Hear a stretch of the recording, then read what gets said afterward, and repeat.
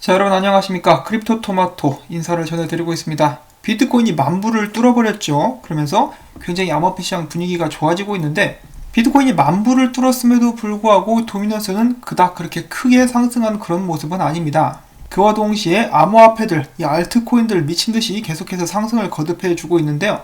XRP 같은 경우는 제자리 걸음을 해주고 있네요. 정신 좀 차리고 다른 알트코인들과 같이 열심히 좀 달려봤으면 좋겠는데요. 오늘은 여러가지 XRP 분석 및 여러분들께 도움되실 만한 이런저런 정보들을 한번 준비를 해봤습니다. 자, 그러면 오늘 소식들로 바로 넘어가 보도록 하시죠.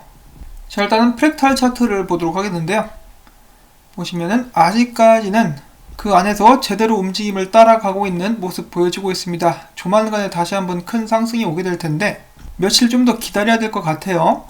1년을 넘게 기다렸는데 며칠 정도는 상승만 해준다면 얼마든지 기다릴 수 있습니다.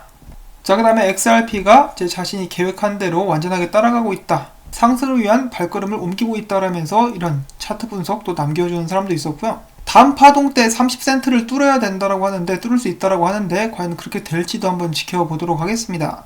그 다음에는 이제 암호화폐 시간에도 종종 이름이 나오게 되는 유명 암호화폐 분석가인 크립토 마이클, 내 생각에는 이 비트코인이 좀 잠잠해지고 나면은 XRP도 상승할 수 있을 것 같다. XRP의 사토시 차트상에서 2년 동안이나 XRP의 상승을 가로막고 있었던 하락 추세선을 드디어 뚫었고, 앞으로 계속해서 0.247센트에서 25센트 선을 잘 지켜주게 된다면 47센트에서 60센트까지 상승이 가능하다라는 긍정적인 전망을 내놨습니다.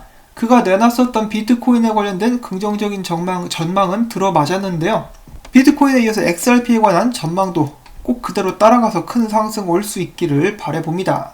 자, 그 다음 마찬가지로 XRP 분석에 관련된 이런 기사가 나오는데요. XRP가 최근 저항선을 뚫지 못했음에도 불구하고 몇 주 후에는 크게 상승할 수 있다는 것입니다.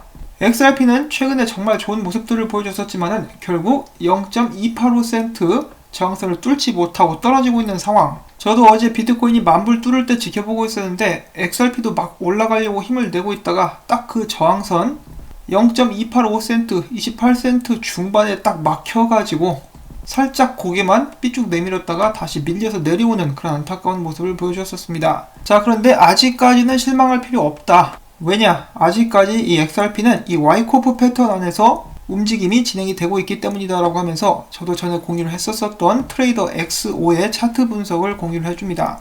이 사람 같은 경우는 좀 이제 인내심을 가지고 나는 이 파란색 화살표가 있는 자리에서 추매를 할 계획을 가지고 있다라고 이야기를 하면서, 이 기사를 쓴 기자 같은 경우는 XRP가 이 스프링이 튀어나갈 때 그 탄력을 모으듯이 지금 기를 모으는 시간이다 라고 이야기를 하고 있습니다. 그런데 이 사람이 남긴 분석을 보면은 2월 이제 중후반쯤 돼야 크게 한번 상승할 수 있을 것 같은데요.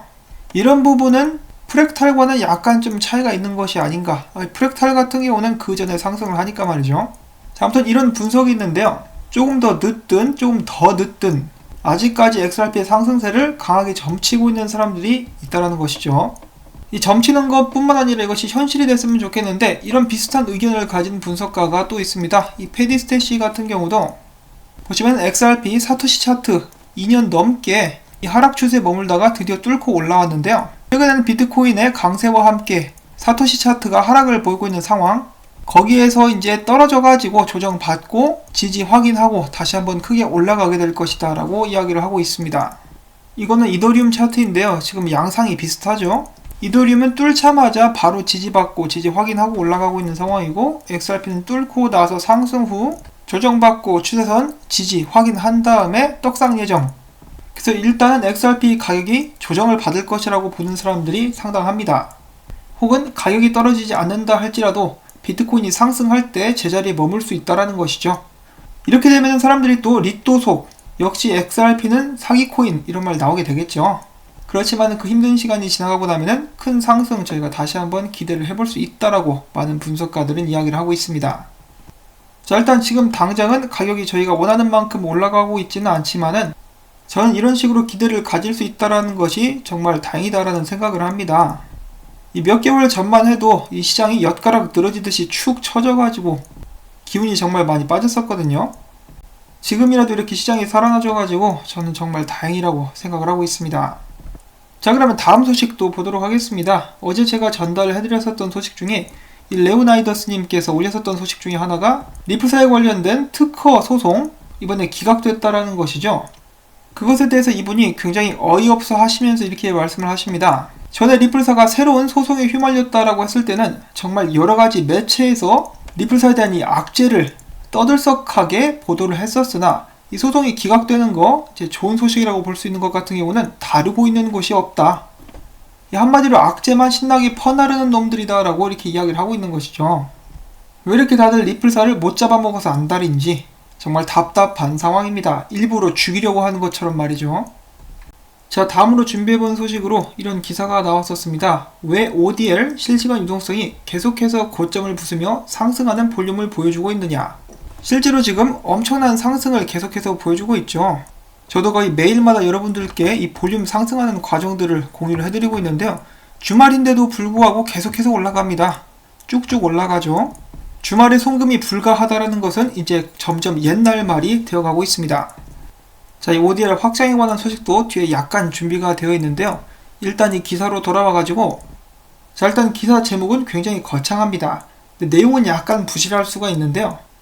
이렇게 리플사의 XRP를 활용한 ODL의 볼륨이 지속적으로 상승하고 있는 것에 대한 이유에 대해서 전 세계적으로 프리랜서들을 위해서 사이트를 운영하고 있는 이 고렌스의 CEO의 인터뷰를 참고를 한 것입니다.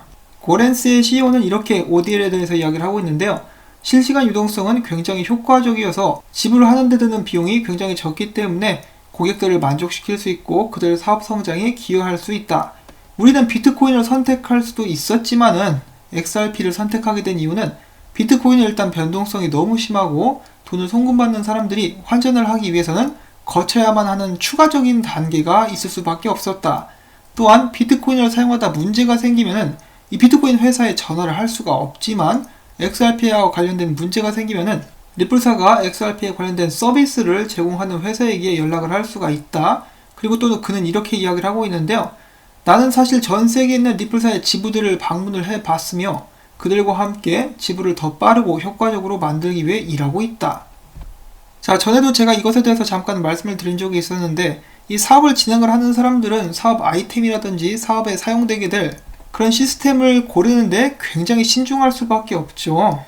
지난번에 자고의 CEO도 똑같은 이야기를 했었는데 이 사람들은 굉장히 신중하게 테스트를 하고 리플사를 만나보고 여러가지를 심사숙고 고려한 끝에 XRP와 XRP 레저를 택하는 것입니다. XRP의 채택 같은 경우는 XRP 가격과는 정반대 방향으로 가고 있어가지고 많은 사람들이 실망을 했었지만 리플사와 XRP 레저는 그 발전을 굉장히 탄탄하게 해주면서 성장을 해 나가고 있다는 것을 저희가 다시 한번 알 수가 있는 그런 부분이죠. 이렇게 실질적으로 사용하는 사람들이 많이 있고 그로부터 만족감을 느끼고 있는 이런 상황에서 XRP는 사기가 아니라는 것은 당연한 것이고 지속적으로 사용되고 또 그만한 가치가 있기 때문에 앞으로 5년, 10년 후에도 XRP는 살아남을 것이라고 저는 보고 있습니다. 그때까지 가격이 어떻게 되겠다라고 저는 말씀을 드릴 수는 없지만 제가 예언자가 아니니까 그렇지만 여러분들께서 제 의견이 아니라 이 업계에서 지금 일하고 있는 사람들의 말을 들어보시면은 미래에 살아남을 수 있는 코인들의 가치가 올라가게 될 것이라고 이야기를 하죠. 저 역시도 그대로 되지 않을까라고 하고 한번 생각을 해봅니다. 자, 그 다음으로 준비를 해본 소식은 얼마 전에 있었던 XRP ODL 관련된 웨비나가 있었죠. 여기에서 이제 캐나다에 관련된 약간의 소식이 나와가지고 여러분들께 공유를 해드립니다. 일단 한번 들어보시죠. Here's one about Canada, actually. So one of our viewers is interested in learning more about Ripple's plan in Canada. So let me talk a little bit about how we choose which markets we bring on-demand liquidity to, just for a little bit of context. So on-demand liquidity, again, is really serves to solve the pain point of sending low-value cross-border transactions. So we do take a look at where are the flows today, like how much money is being sent into or out of a particular market to help us to address and prioritize the different countries that we're interested in. In addition, we take a look at the infrastructure for XRP, whether or not we have good digital asset exchanges and liquidity in those markets, and how robust we think the offering can be. And then primarily, we're looking for customers who tell us that they're interested in either receiving money into particular markets or sending money from particular markets. So this question will go into our our vault of noting that there's interest in Canada. Canada is a great market. We feel that there's good regulatory clarity there. There's good partner interest in sending out of Canada in particular. And so that market is certainly on a short list, and we'll get back to you with the exact times that Canada might be available. 저희 웨비나를 진행하는 동안에 시청자 중에 한 명이 질문을 한 것이죠. 리플사의 캐나다에 대한 계획은 무엇인가? 그것에 대해서 설명하기 위해서 리플사가 어떻게 ODA를 진행하게 될 나라를 선택하는지 잠깐 살펴봐야 된다라고 진저 베이커 씨가 이야기를 하시면서 이 실시간 유동성의 목적은 작은 가치, 이 소액을 송금하는 데서 오는 불편함을 해소하는 데 있다. 우리는 특정한 시장, 그러니까 어느 나라에서 어느 정도 돈이 들어오고 나가는지를 조사를 해가지고 ODA를 사용을 하게 될 관심 있는 나라들 중에서 우선순위를 정한다. 해당 국가의 인프라를 확인을 하게 되는데 해당 지역에 좋은 거래소가 있는지, 유동성은 얼마나 되는지, 우리의 사업이 잘 될 수 있을 것인지, 그리고 또한 무엇보다 해당 나라에 이 실시간 유동성을 사용하고자 하는 고객들이 있는지, 그들이 특정한 시장으로 돈을 보내고 받을 의향이 있는지 등을 파악하게 되는 것이다. 이런 것을 기준으로 봤을 때 캐나다는 일단 정말 좋은 시장이다. 캐나다의 규제도 비교적 투명한 편이고 리플사에 관심을 가진 업체들도 많다. 따라서 캐나다도 리플사에게 있어서 ODA를 실행하기 위한 우선순위 중에 하나인 국가이고 우리는 언제쯤 확실히 캐나다 쪽에 ODL 실시간 유동성을 발표하게 될지 나중에 알려주도록 하겠다라고 이야기를 해줍니다. 자, 그래서 캐나다 쪽도 어느 정도 가능성이 많이 있다라는 것을 저희가 다시 한번 확인을 해볼 수가 있었습니다.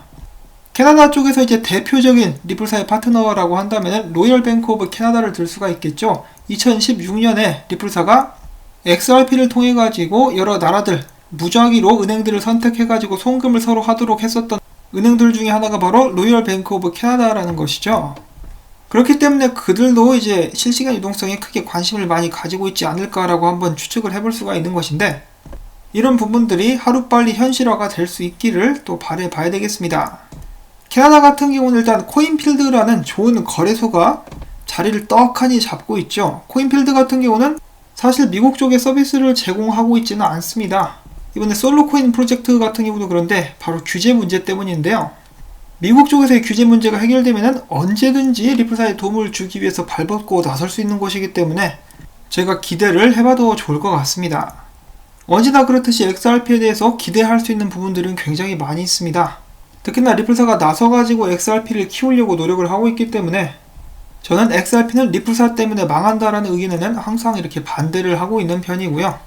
물론 제 말이 무조건 옳다라고 말씀을 드리는 것은 아니기 때문에 여러분들께서도 이런저런 정보들을 보시면서 합리적으로 판단을 하시고 스스로 투자에 대한 결정을 내리실 수 있으면 되겠습니다. 제 영상은 투자에 대한 조언이 아님을 다시 한번 말씀을 전해드리면서 저는 다음에 또 새로운 소식 가지고 인사를 드리겠습니다. 도움이 되셨다면 좋아요 버튼하고 이 광고 시청 영상이 마무리가 될 때까지 꼭 영상 시청 및 영상 재생 부탁을 드립니다. 저 같은 경우는 이 영상 하나하나가 그날의 수입에 직결이 되기 때문에 여러분들께서 봐주시는 광고가 정말 저에게는 큰 도움이 되고 중요합니다. 다시 한번 감사드리면서 오늘도 힘내서 행복한 하루 되시기를 바랍니다. 안녕히 계세요.